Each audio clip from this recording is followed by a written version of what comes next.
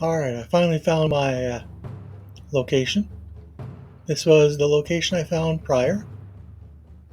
So we're going to do the same location, but with a plan in mind. What is that plan? Same strategy, but actual work. So, this is what we do. We scout the area. In my case, I have creative.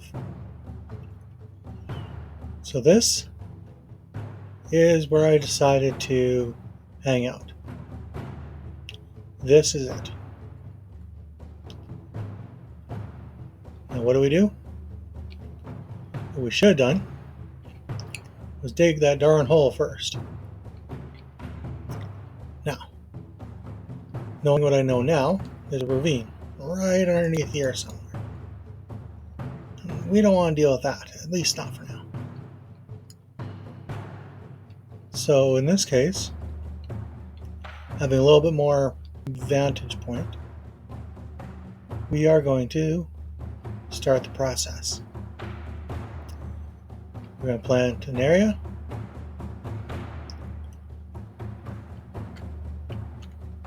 We're going to get our equipment because this is a single, or not a single player.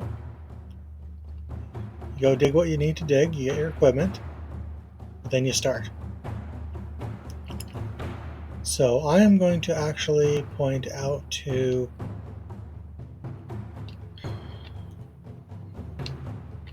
here as my first point, and we'll see you after the dig.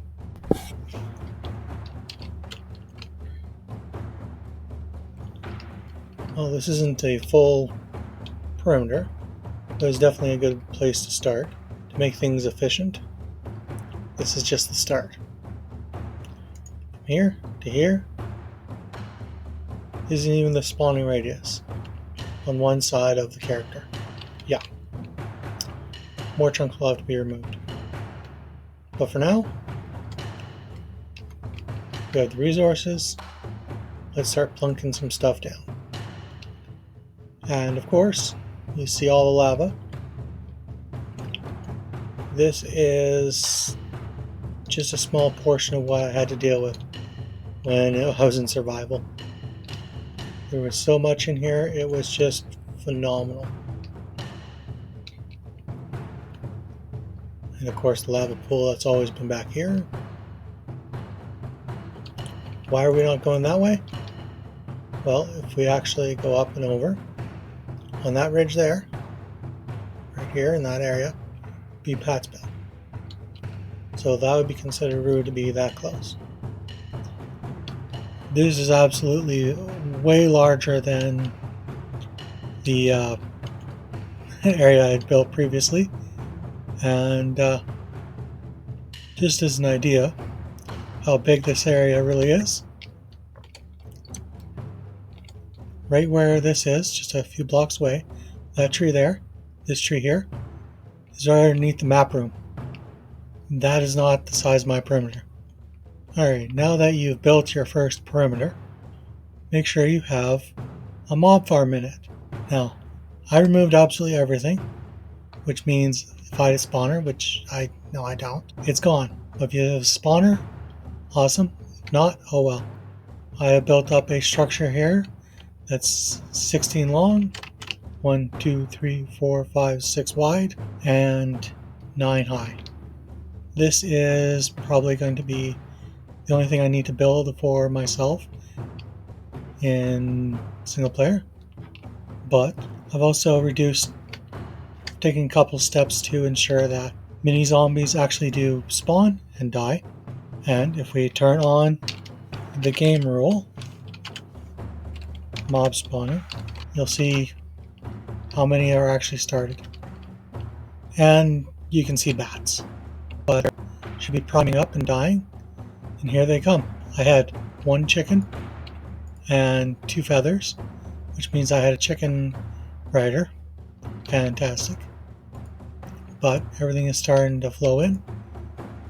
This is our gunpowder barrel with the astonishing 12,096 spots to spawn, an absolute ton of nowhere to go. so much gunpowder that it'll overflow into the other ones. This is definitely not the flow that it should be on multiplayer games, guys. This is single player, but with the same map and the same location as my current base. With a perimeter, even if you divide, let's say, all this by 5, because reasonably speaking, there hasn't been another chicken, but in the matter of the time I've been talking here, we have managed in less than 5 minutes around 23 per minute, guys. Now, I'm going to take a little bit different direction than I ended up taking with my own build. My own build was get the trees, start farming them, and start selling them. No. So what my next step would be actually is to get a bone meal farm started. It's about a stack every 5 minutes. A bone meal stack every 5 minutes. But it's very manual, which is fine. It'll get started. What I want to try to do is avoid having additional areas that would need to deal with spawning spots, but I'm going to anyways. What I'm going to do is add an additional location that will flow into here. So after building a mob farm, so this mob farm was originally designed for creepers only. This slight modification, now it's not creepers only. So now I've got all the zombie flesh I'll ever need to work on my clerics. I have arrows for days, I have bones for days, and I have gunpowder for days, and I have chicken for no days. But you will notice I'm getting the arrows but no bows. That's because I'm not killing them as a player, so I don't have to worry about this overflow. As you can see, nothing really passes except for that one. There you go. It just was overloaded a little bit. Obviously this is just a primer for an actual storage facility. Let's start working on phase 2. And that's an Enderman. Unfortunately, I get a few Endermen, which means I have to keep an eye on them placing items.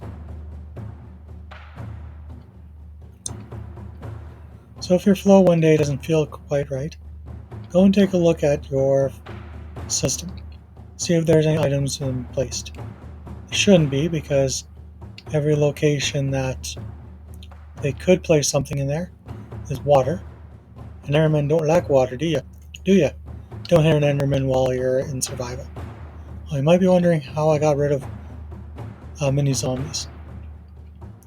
Well, they can just go slide right through there like everything else. So, if they manage to work their way through, they'll get stopped here, damaged by the magma block.